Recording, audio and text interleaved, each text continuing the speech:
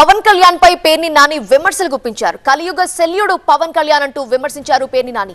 జనసేన కార్యకర్తల ఆత్మస్థైర్యాన్ని పవన్ దెబ్బతీస్తున్నారని వ్యాఖ్యానించారు పేర్ని నాని.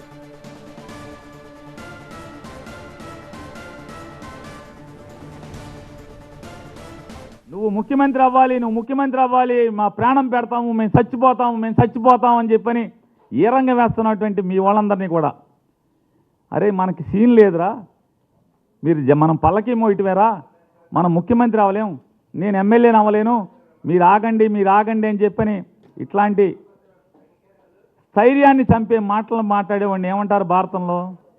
నాడు కర్ణుడి ధైర్యాన్ని నిర్వీర్యం చేయడానికి ప్రయత్నం చేసిన శల్యుడు ఇవాళ మీ పార్టీ కార్యకర్తల్ని స్థైర్యాన్ని యుద్ధం చేద్దామని రెడీ అవుతుంటే ఆయుధాలను పక్కన పడేయండి, మనం పల్లకి మొయ్యాలి, మన చేతిలో ఆయుధాలు కాదు, మన చేతిలో పల్లకి పట్టి ఉండాలి, పల్లకి కమ్మి ఉండాలని చెప్పి చెప్తున్నాడు. నువ్వు శల్యుడితో కదా శల్యుడు, మరి నువ్వు శల్యుడివి కాబట్టి అర్జునుడు అంటే నువ్వు పోల్చుకుంటున్నావు.